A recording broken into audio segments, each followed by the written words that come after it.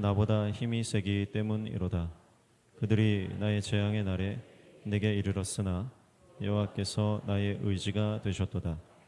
나를 넓은 곳으로 인도하시고 나를 기뻐하심으로 나를 구원하셨도다.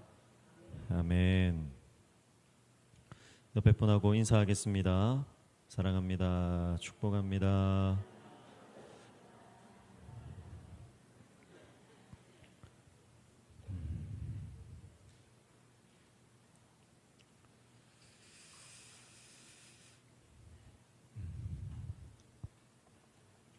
피곤하시죠? 네, 더위에 다들 지치고 또 피곤하지만 또 이렇게 오후 예배에 나오신 성도님들 환영하고 또 축복합니다.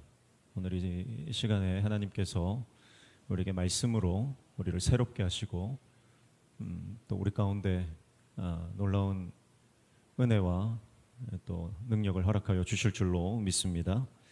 시편 18편 1절부터 19절까지 함께 읽었는데 1절부터 3절까지는 우리가 찬양으로 많이 부르는 그런 노래입니다.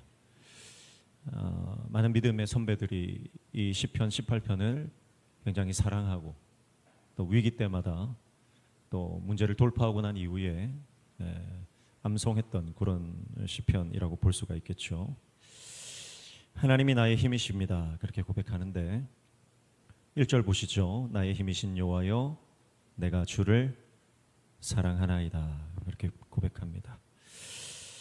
하나님을 내 힘으로 삼는 사람, 하나님의 권능을 자신의 무기로 삼는 사람,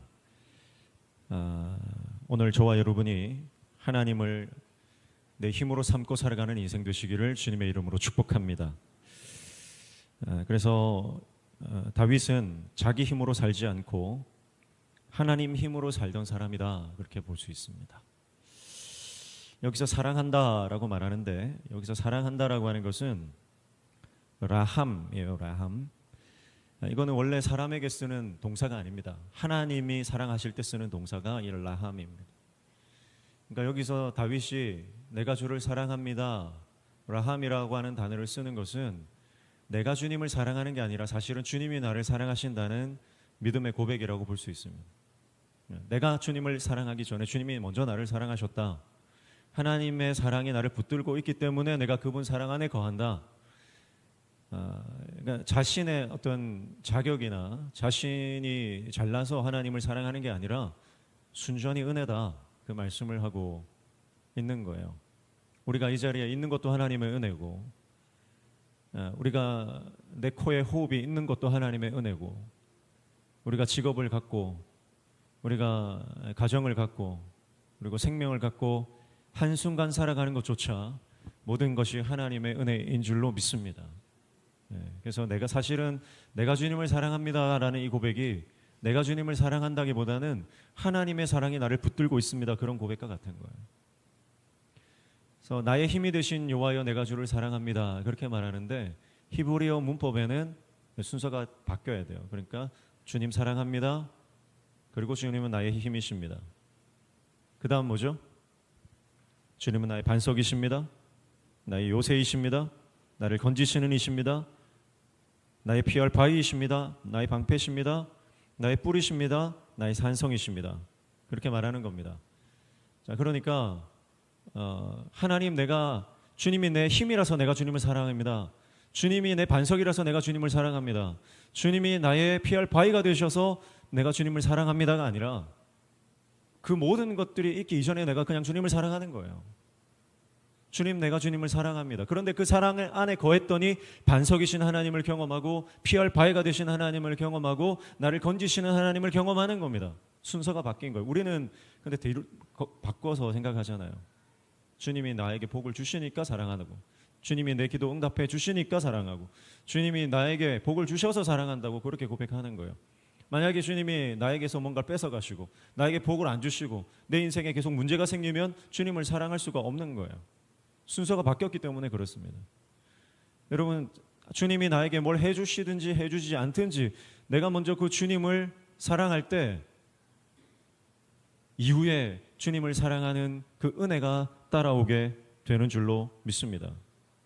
주님 나를 도와주세요. 그러면 사랑할게요가 아니라 주님 내가 어렵든지 내가 병들든지 내가 어떤 형편에 있든지 난 주님을 사랑합니다. 이거 변하지 않습니다.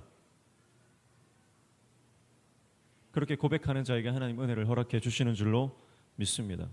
다시 말해서 여기서 사랑합니다라고 하는 것은 관계적 고백입니다. 하나님과 관계 안에, 그 사랑의 관계 안에 있을 때 나오는 고백이에요. 하나님과의 사랑의 관계가 회복되면 내 힘으로 살지 않고 주님이 나의 힘이 되어 주셔서 주님의 힘으로 살아가게 되는 것입니다. 하나님과의 관계가 회복되면 주님이 주시는 그 반석에 요동치 않는 믿음으로 살아가게 되는 것입니다. 세상이 요동칠 때에도 요동하지 않는 믿음으로 주님 안에 거하게 되는 겁니다. 저는 오늘 우리 모든 성도들이 하나님과의 관계가 회복되기를 축복합니다. 주님과의 관계가 먼저라는 것. 도와주셔서가 아니라 주님을 사랑하기 때문에 그 도움을 경험하는 겁니다.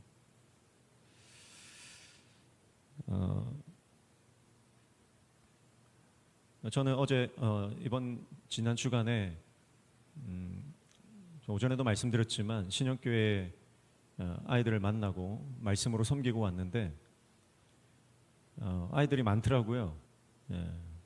첫째 날에 한 100여 명 청소년들이 왔고 둘째 날에는 한 130여 명 정도 온 것 같아요.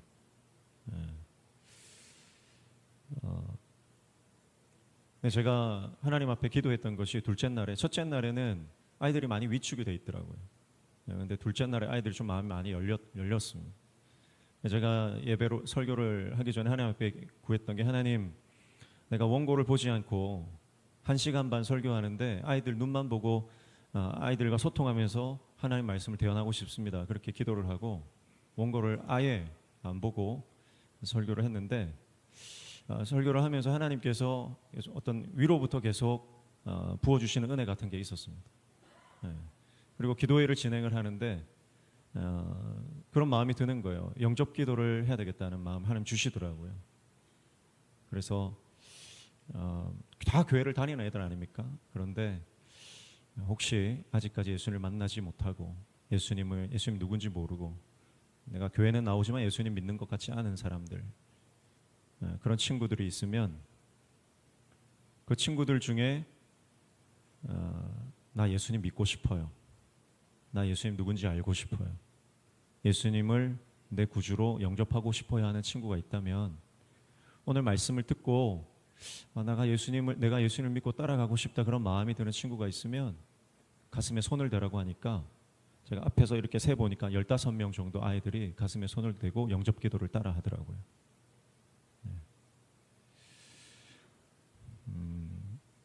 그래서 저한테는 이번 집회가 굉장히 의미 있고 또 저에게는 하나님께서 부어주시는 은혜가 큰 집회였습니다. 제가 준비한 게 있거든요. 제가 준비하고 제가 외우고 했던 원고가 있는데 큰 틀만 하고 하나님께서 이 아이들에게 꼭 필요한 말씀을 주시는 대로 제가 전하겠습니다 했는데 오히려 내 힘을 빼고 내가 준비한 걸 내려놓고 하나님 주시는 것으로 하니까 아이들이 은혜의 자리로 결신의 자리로 나왔던 것 같습니다.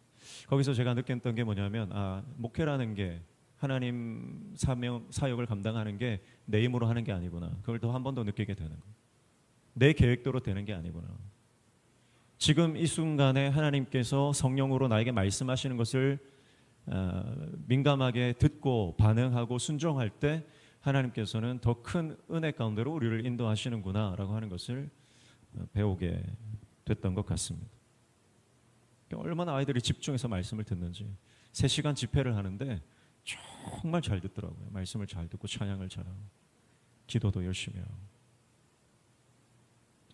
오늘 저와 여러분이 내가 좀 힘이 있다고 내 힘을 의지하는 게 아니라 내가 준비를 좀 했다고 내가 준비한 것 의지하는 게 아니라 내 인생에서 내가 경험이 좀 있고 내가 지식이 좀 있고 내가 학위가 있고 내가 스펙이 좀 있다고 내가 그걸 의지하고 가는 게 아니라 순간순간 말씀하시는 하나님의 음성을 듣고 그 음성에 반응하며 순종하며 나아가는 하나님의 종 되시기를 주님의 이름으로 축복합니다.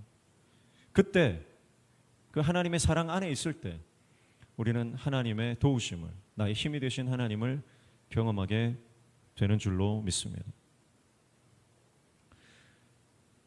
그리고 하나님은 하나님과의 사랑 안에 거하는 사람에게 생각지 못한 방법으로 하나님은 도움의 은혜를 허락하십니다. 생각지 못한 방법으로. 지난주에도 말씀드렸지만 너는 내게 부르짖으라 내가 내게 응답하겠고 네가 알지 못하는 은밀한 일을 내게 보이리라 말씀하셨는데, 여러분, 하나님은 우리 인생에 내가 알지 못하는 방법으로 내가 알지 못하는 사람을 보내주시고 내가 알지 못하는, 내가 할 수 없는 일들을 주님께서 행하시는 줄로 믿습니다. 그러니까 우리는 내가 하고 싶은 거를 내려놔야 되고 내가 할 수 있는 것도 내려놔야 되고 내 손에 들려 있는 것들을 버리는 작업들이 필요한 거예요. 그걸 놓아야 됩니다. 내 스펙을, 내 경험을, 내 지식을 내려놓아야 됩니다. 하나님 뜻밖의 방법으로, 은밀한 방법으로 우리를 도우시고 우리의 삶을 인도해 가실 줄로 믿습니다. 저는 이제 설교를 많이 하는 목사잖아요. 일주일에 10편 정도 설교를 하는데 새벽, 수요, 금요, 주일 오전, 오후, 또 청년부가 있으면 청년 설교도 해야 되고, 그래서 돌아서면 설교 준비를 해야 되고 또 돌아서면 설교 준비해야 되고, 신방 갔다 오면 설교 준비해야 되고, 또 사역이 있으면 사역 갔다 와서 설교 준비해야 되고, 뭐 계속 설교 준비만 합니다. 예전에 조영기 목사님이 설교는 나의 인생이라는 책을 쓰셨는데 진짜 설교가 내 인생이다 이런 생각이 들어요. 다른 동기 목사님들이나 후배 목사님들이 일주일에 10편 설교한다 그러면 깜짝 놀랍니다. 그거 어떻게 다 감당하냐고. 근데 내 힘으로 하는 게 아닌 것 같아요. 성도들의 기도와 또 중보가 있기 때문에 가능한 것이고 하나님께서 힘 주시니까 가능한 줄로 믿습니다. 근데 제가 토요일 같은 경우는 이제 주일 오전 예배, 오후 예배, 또 청년 설교 준비를 해야 되니까 보통 뭐 2시, 3시, 늦으면 거의 뭐 밤을 새고 설교 준비할 때도 있습니다. 보통 토요일 날 밤에 설교 준비를 하면 아내가 교회를 와서 기도를 하거든요. 그러면 아내가 기도하는 소리를 들으면서 설교 준비를 할 때가 많이 있어요. 근데 어제 같은 경우는 아내가 이제 일이 있어서 이제 교회 와서 이제 기도를 못 하고 아마 집에서 기도했던 것 같아요. 그런데 어젯밤에 은성이가 교회 와가지고 12시 넘도록 기도하고 갔거든요. 설교 준비를 하는데 우리 은성이가 기도하는 소리, 찬송하는 소리가 이렇게 들리는데 제가 설교 준비를 하는데 제가 은혜가 너무 되더라고요. 사실 우리 은성이가 제가 우리 명신교회 부임하고 하나님께서 나를 이 교회에 보내신 첫 번째 위로이자 증거라고 볼 수 있는데, 은성아 얘기해도 돼? 네. 여러분 아시겠지만 은성이가 원래 교회를 안 다녔습니다. 제가 알기로는 중학교 때 교회를 떠났죠. 그리고 뭐 집에서 칩거를 했었고. 그런데 이제 은성이가 어느 날 이제 교회를 가야 되겠다. 코로나 때 이 코로나가 끝나면 뭐 교회를 가야 되겠다 그런 생각을 아마 했던 것 같아요. 그런데 이제 명신교회는 내가 절대 안 간다. 그래서 아는 형이 있는 교회로 가려고 이렇게 계획을 하고 이제 코로나가 끝나면 교회를 가야지 이렇게 생각했던 것 같아요. 근데 이제 제가 부임하는 날 그래도 교회에 새로운 목사님 왔다고 하니까 얼굴만 보고 가자. 그리고 2021년도 6월 첫 주에 주일 새벽에 은성이가 우리 교회에 왔거든요. 와가지고 그때 이후로 이 조직에 몸을 담그고 빼지를 못하고 있습니다. 얼굴만, 새로 온 목사님 얼굴만 뭐 보고 가자 했는데 그때 하나님이 이 친구를 붙잡아 주신 거예요. 할렐루야. 얼마나 열심히 하는지. 어젯밤에 제가 그런 생각이 드는 거예요. 은성이 기도 소리를 듣는데 은혜가 되고 말씀 준비하는데 위로가 너무 많이 되더라고요. 뭐 은성이뿐만이겠습니까? 우리 교회에 많은 기도하는 기도에 용사들이 있는데 우리 할머니 용사들도 있고 할아버지 용사도 있고 우리 장로님들도 마찬가지고 권사님들도 마찬가지고 우리 청년들도 하나같이 다 얼마나 사모하고 기도하고 하나님 나라를 꿈꾸는 줄 몰라요. 그 한 명 한 명의 기도가 저에게는 목회할 수 있는 동력이 된다. 목회할 수 있는 동력이 된다. 그런 생각이 들어요. 내 힘으로 하는 게 아니구나. 때로는 생각지 못했던 사람을 붙여주시고 생각하지도 못했던 방법으로 하나님께서 역사하시고 하나님께서 일을 이루신다. 그런 생각을 하게 됩니다. 오늘 저와 여러분의 인생 가운데 하나님께서 반드시 도우시는데 내가 익숙한 방법이 아니라 하나님만이 아시는 그 특별한 방법으로 내 인생을 도우신다는 것을 기억하시고 그 하나님을 기대하는 저와 여러분 되시기를 주님의 이름으로 축복합니다. 그래서 곰은 사람을 찢습니다. 근데 하나님은 문제를 찢으십니다. 문제를 그냥 찢어 발겨버렸어요.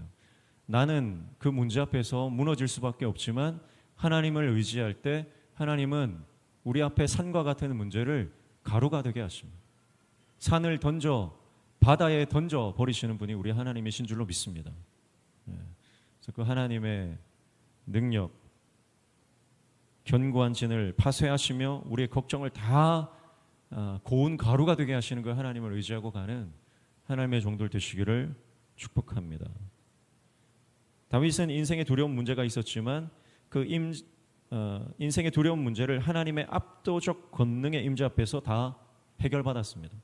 그래서 오늘 시편을 보면 세 번째가 모든 인생의 문제가 해결되는 지점이 어디냐? 바로 하나님의 압도적인 임재 앞에서 사라진다는 것을 볼 수가 있습니다. 오늘 말씀 4절 5절에 보시면 사망의 줄이 나를 얽고 불의의 창수가 나를 두렵게 하였으며 스올의 줄이 나를 두르고 사망의 올무가 내게 이르렀도다 그랬습니다. 다윗이 두려운 겁니다. 상황 자체가 그래요. 사망의 줄이래요. 사망의 줄이 나를 얽었다. 꽁꽁 묶여 있는 겁니다. 사망의 줄이. 불의의 창수가 나를 두렵게 했다.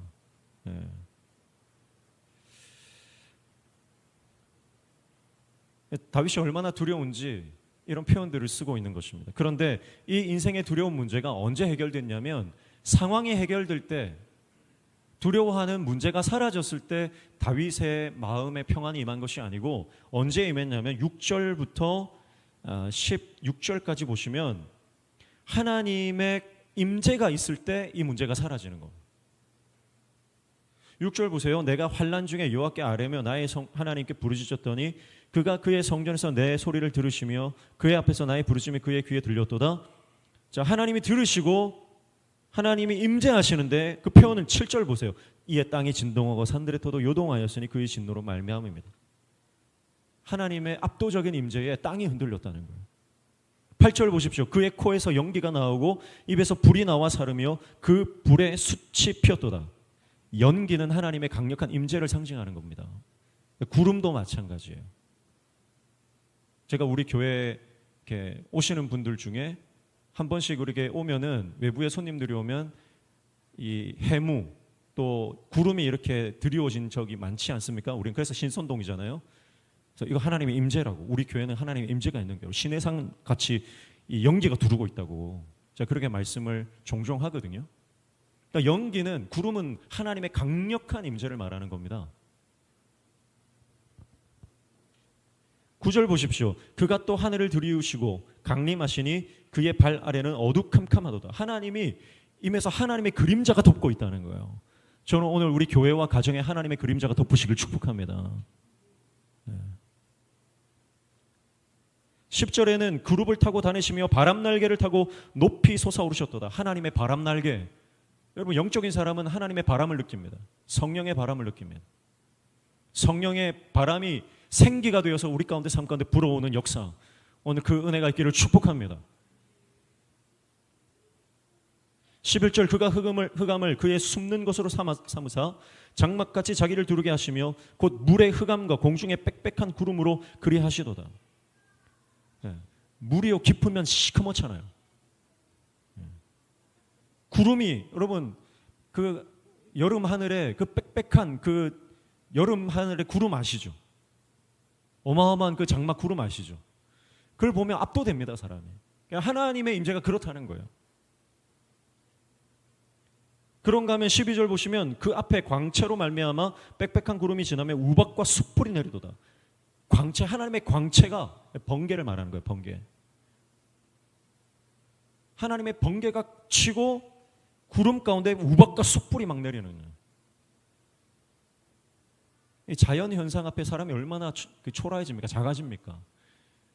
하나님의 임재가 그렇다는 거예요. 동시에 하나님의 임재 앞에서 내가 작아진다는 것은 무슨 말이에요? 영적인 시각으로 보면 하나님의 그 강력한 압도적인 임재 앞에서 문제가 아무것도 아니구나, 이게 느껴지는 거예요. 13절 여호와께서 하늘에서 우레소리를 내시고 지주하신 이가 음성을 내시며 우박과 숯불을 내리시는도다. 14절 그의 화살을 날려 그들을 흩으시며 많은 번개로 그들을 깨뜨리셨도다. 이럴 때 여호와의 꾸지람과 콧김으로 말미암아 물밑이 드러나고 세상의 터가 나타났도다. 16절 그가 높은 곳에서 손을 펴사 나를 붙잡아 주시며 많은 물에서 나를 건져내셨도다. 6절부터 16절까지 쭉 보니까 하나님의 임재를 설명하는 겁니다. 다윗이 언제 하나님의 임재를 느껴요? 모든 상황 가운데서. 지금 일어나는 것은 대자연의 어떤 자연 현상들을 표현하는데 이것이 내 삶에 일어나는 모든 상황을 대변한다 볼 수 있어요. 그러니까 하나님의 강력한 임재가 다윗을 압도해 버렸습니다. 우리처럼 우리가 하나님 앞에 지금 예배를 드리는, 다윗이 예배를 드리는데 그냥 우리처럼 한번 한 시간 예배 드리고 가는 게 아니라 그 하나님의 강력한 압도적인 임재 앞에서 완전히 마음이 녹아내려 버린 거예요. 그 순간 문제는 더 이상 문제가 아니다. 여러분, 우리가 문제를 여전히 문제로 인식하는 이유는 뭐냐면 하나님의 임재를 경험해 보지 못했기 때문이다. 여전히 내 삶에 풀어야 될 숙제, 풀려야 될 문제, 해결되어야 될 많은 과제들이 여전히 나를 압박하고 누르고 사망의 줄이 나를 칭칭 감고 있는 것처럼 뭔가 묶여서 살아가는 이유가 뭐냐? 문제가 복잡해서가 아니라 하나님의 강력한 임재 안으로 들어가지 못했기 때문이라는 거예요. 다윗이 지금 문제가 해결돼서 그런 게 아닙니다. 하나님의 임재를 경험해 버리니까 문제가 더 이상 문제로 보이지 않는 거예요. 그래서 다윗은 그의 시편에서 항상 그렇게 고백하잖아요. 미완료와 완료를 함께 써버리는 거예요. 하나님 나를 도와주십시오. 미완료입니다. 그런데 하나님이 나를 도와주셨다, 이렇게 다시 고백을 해버려요. 하나님이 문제를 해결해 주셔서 이것이 완료가 된 게 아니라 다윗은 하나님의 임재 앞에서 문제가 더 이상 문제가 아니라는 것을 경험하고 예언적 선포를 해버리는 겁니다. 그래서 이것을 히브리 문법적으로는 예언적 미완료다, 그렇게 말해요. 아직 일어나지 않았는데 일어난 것처럼 말하는 거예요. 그게 믿음 아닙니까? 히브리서 11장 말씀에도 믿음은 바라는 것들의 실상이요 보이지 않는 것들의 증거다, 그렇게 말씀하잖아요. 아직 일어났단 말이에요? 아직 일어나지 않았단 말이에요? 아직 일어나지 않았단 말이에요. 그런데 일어난 것처럼 믿고 보고 따르는 것이, 걸어가는 것이 그게 믿음의 실상이다, 그렇게 말씀하시는 거예요. 하나님은 우리에게 믿음을 주시고 믿을 만한 분이시고 신실한 분이신데 하나님은 없는 것을 있는 것처럼 부르시잖아요. 없는 것을 있는 것으로 부르시는 분이 하나님이세요. 그런데 우리는 없는 것은 여전히 없다 그러고 있는 것만 있다 그러는 거예요. 여러분, 그것도 하나님 믿는 거지만 하나님의 온전한 성품만으로 임재 안으로는 들어가지 못했다는 말이에요. 여러분, 오늘 저와 여러분이 없는 것을 있는 것처럼 부르시는 하나님처럼 아직 되어지지 않는 상황을 된 것처럼 예언적 선포하는 하나님의 종 되시기를 축복합니다. 그래서 늘 말씀드리는 게 자녀를 향해서, 남편을 향해서, 성도를 향해서, 교회를 향해서 부흥된다, 역사가 일어난다, 역전된다, 하나님이 사용하신다, 하나님이 역사하신다. 여러분, 이것을 계속해서 믿음으로 선포하시기를 축복합니다.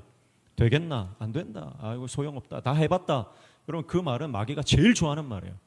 우리가 제일 많이 하는 말 중에 그게 내가 안 해본 줄 알아. 나 다 해봤어. 나도 소시적에 다 해봤어.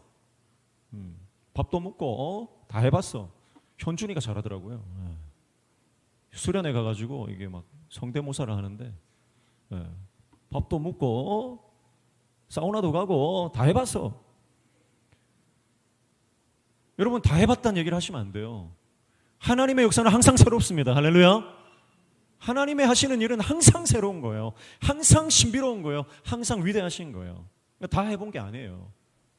여러분, 우리가 인생을 살아 길어야 100년인데 여러분, 영혼을 산 것처럼 행동해서는 안 되는 거죠. 그래서 항상 어린아이와 같은 마음으로 하나님의 은혜와 역사를 기대하며 항상 겸손히 주님을 바라보는 하나님의 종도 되시기를 축복합니다. 그래서 예언적으로 선포하시고 감정을 따라가지 마시고 하나님의 압도적인 임재를 경험할 때 다윗은 두려움의 문제를 해결하고 더 깊은 예배로 들어갑니다.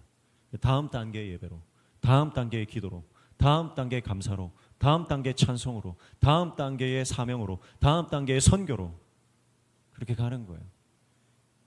그래서 우리의 지리적, 공간적 위치는 뭐 바뀔 수도 있고 안 바뀔 수도 있지만 영적으로는 항상 우리가 움직여야 돼요. 항상 영적으로 성장해야 되고 영적으로 항상 깊어져야 되고 영적으로 항상 성숙해져야 되고 영적으로는 항상 다음 단계로 가야 돼요. 그게 하나님이 원하시는, 성령께서 우리를 원하시는, 머물러 있지 말라는 거예요. 머물러 있으면 하나님이 쳐서 예루살렘 교회를 흩어버리시는 거예요.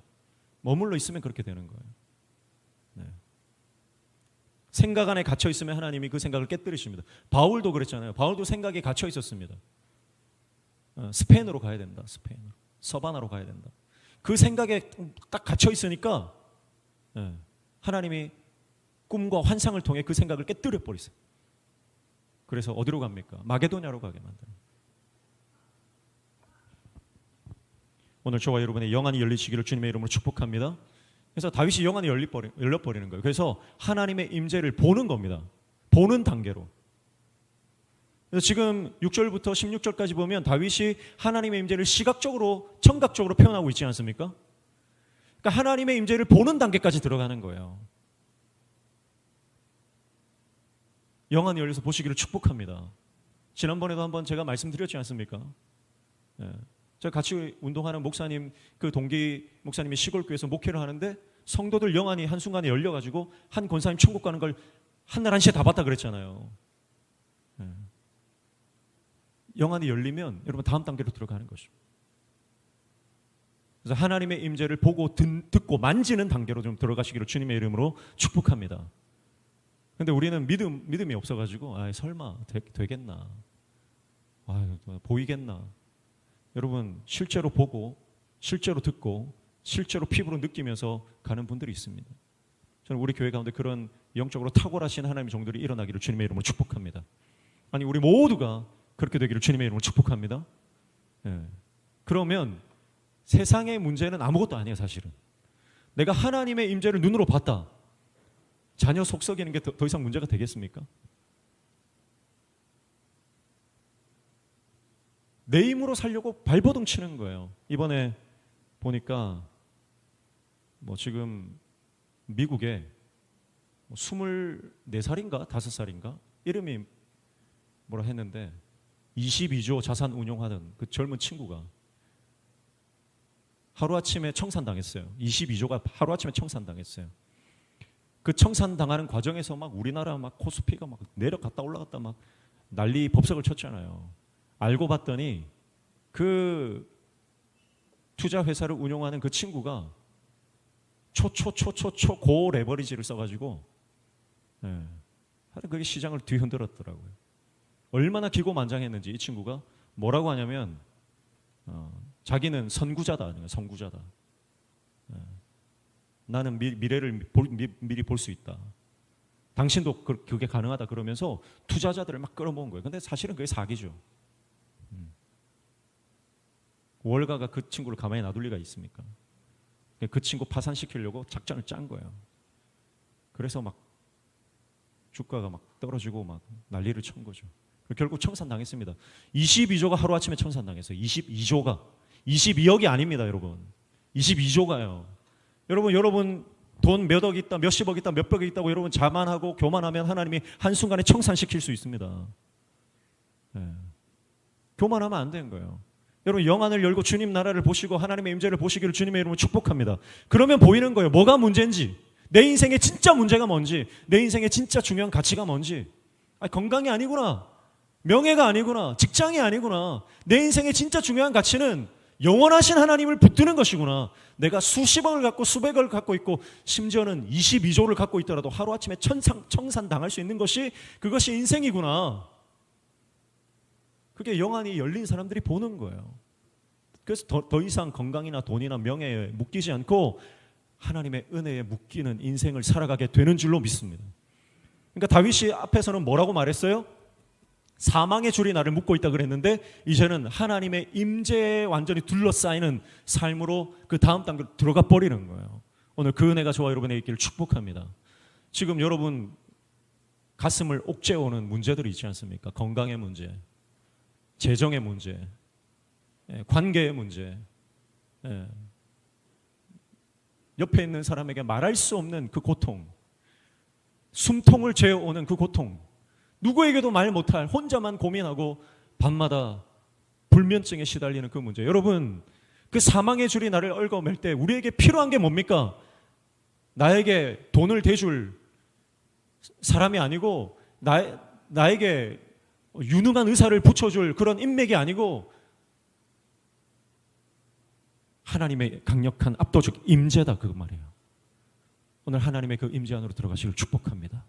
그때 비로소 내 삶의 진정한 해결이 뭔지, 해답이 뭔지, 길이 어딘지, 그래서 예수 그리스도가 보이기 시작하고, 할렐루야, 십자가가 보이기 시작하고, 지난주에도 말했지만 그걸 깨달은, 젊은 나이에 그걸 깨달은 사람, 20대에 그걸 깨달은 사람이 누구예요? 짐 엘리엇 아닙니까? 같은 20대예요. 그 레오라는 사람이었던 것 같아요. 제 이름이 정확한 이름 기억 안 나는데 24살에 22조 자산을 운용하는 자산가가 돈에 목숨 걸고 돈에 미쳐가지고 고고고고 레버리지를 쓰면서, 죄송합니다, 발음이 꼬이네요. 그래가지고 사람들 막 모아가지고 막 돈 뭐 수익률이 뭐 490%였다 그래요. 한순간이에요, 한순간. 그거는 한순간이에요. 그러나 영원한 것을 위해 영원하지 않은 것을 버리는 것은 어리석은 것이 아니다.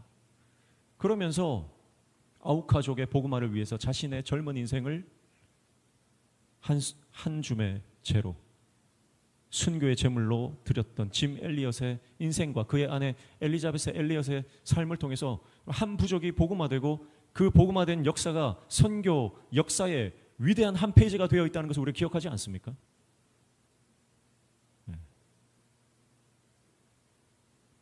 오늘 우리 인생에 정말 영원한 것이 뭔지, 붙들어야 될 것이 뭔지 깨달아지는 영안이 열리는 은혜가 있기를 주님의 이름으로 축복합니다. 그래서 영안이 열리면 아람 군대 위에 진치고 있는 하나님의 군대가 보이는 거예요. 어마어마한 문제인데 그 문제 위에 하나님의 더 큰 능력, 권능이 있다는 것을 보는 겁니다. 그때 게하시의 마음에 있던 두려움은 싹 사라지는 거예요.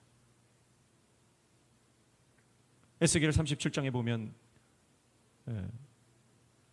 마른 뼈들이 살아나 군대가 되는 역사, 그 환상을 보는데, 마른 뼈라는 게 뭐예요? 완전한 절망이죠. 마른 뼈라고 하는 것은 더 이상 내가 할 수 있는 게 아무것도 없다는 뜻이에요. 그런데 하나님의 성령이 임하시면, 성령의 생기가 불어오면 마른 뼈가 살아나 군대가 되는 역사가 일어나게 되는 줄로 믿습니다. 그걸 믿는 게 믿음의 사람의 태도입니다. 그걸 믿어야 돼요. 오늘 우리의 가정과 우리의 직장과 우리의 사업과 우리 교회에도 성령의 생기가 불어오면 반드시 회복과 역전의 역사가 일어나게 되는 줄로 믿습니다. 그래서 어쩌면 하나님은 우리를 마른 뼈로 만드시는지 몰라요. 마른 뼈가 될 때까지 핏줄 하나, 힘줄 하나, 살점 하나까지 다 사라지고 완전히 마른 뼈가 되어서 내 힘으로는 도저히 할 수 없는 그 상태로 하나님 어쩌면 우리를 이끌어 가실지도 몰라요. 그러나 마른 뼈를 살리시는 하나님의 역사를 그 지점에서 우리는 경험하게 될 줄로 믿습니다. 네 번째, 다윗은 이 하나님의 권능을 어떻게 경험하냐면 나를 찾아오시는 하나님의 손으로 경험합니다. 그게 16절이에요. 16절 보십시오. 그가 높은 곳에서 손을 펴사 나를 붙잡아 주시며 많은 물에서 나를 건져내셨도다. 하나님이 손을 펴서 나를 붙잡아 주셨는데 원래 그 손은 어디 있던 손이에요? 높은 곳에 있던 손이에요. 하나님은 높은 곳에 계시잖아요. 근데 그가 손을 펴서 나를 잡아주셨다는 것은 나를 잡으려고 어디까지 오셨다는 거예요? 내가 있는 절망의 골짜기까지 내려오셨다는 거예요. 하나님 그런 분이시잖아요. 세상의 많은 종교들은요, 산을 올라가야 됩니다. 그래서 정상까지 올라가야 돼요. 사람들이 종교다원주의가 뭐냐면 무조건 일단 올라가자. 올라가면 정상 같으니까 거기 가면 하나님을 만난다는 거예요. 네. 세상의 모든 종교들이 다 그렇습니다. 근데 기독교는 달라요. 우리가 못 올라가는 거예요. 세상 사람들은 그 산의 꼭대기에 올라가려고 고행도 하고 선행도 하고 기부도 하고 온갖 짓을 다 합니다. 자기 몸을 막 피를 내고 자식을 막 죽이고 막 그렇게 합니다. 네. 어떻게든 올라가서 신을 만나려고. 근데 기독교는 정반대예요. 우리가 못 올라가는 거예요. 그래서 하나님이 내려오시는 거예요. 올라갈 힘이 없어서. 내 힘으로는, 내 능력으로는, 내 지혜로는 거기에 올라갈 1m도 한 발자국도 올라갈 수 있는 힘이 없어서 주저앉아 울고 있는 우리에게 주님이 내려오시는 거예요. 그게 38년 된 병자를 찾아오신 예수님의 은혜 아닙니까? 다 저기 가면 산다 하고 다 달려가는데 달려갈 힘이 1도 없는 거예요. 그래서 절망하고 자빠져 있는 38년 된 병자. 이제는 돈도 없고 건강도 없고 도와줄 사람도 없는 그런 상황에서 주님이 찾아오시는 거예요. 다윗이 그걸 경험하는 겁니다. 내가 더 이상 아무것도 할 수 없는 그때 주님의 그 손을 펴시고 높은 곳에서 내려오셔서 나를 붙들어 주시는 그 은혜. 그것이 오늘 다윗이 고백하는 시편의 고백입니다. 오늘 성도 여러분 가운데 혹시 절망의 구렁텅이 깊은 골짜기에서 울며 탄식하며 절망하고 있는 성도들이 있다면 나를 찾아오셔서 손을 펴시고 나를 붙들어 주시는 그 하나님의 손을 붙드시기를 주님의 이름으로 축복합니다. 그 손을 붙드는 순간 역전의 은혜가 일어나고 그 손을 붙드는 순간 우리 삶의 회복이 일어나게 될 줄로 믿습니다. 그래서 우리 성도들 한 사람 한 사람이 그 하나님의 영광의 임재, 압도적인 하나님의 그 임재를 경험해서 우리 삶에 간증이 넘쳐나고 내가 만난 하나님을 통해 하나님을 모르는 많은 영혼들이 하나님께 돌아오는 그런 간증의 도구로 쓰임받는 복음의 증인되는 하나님의 종들 다 되시기를 주님의 이름으로 축복합니다. 함께 찬양합시다.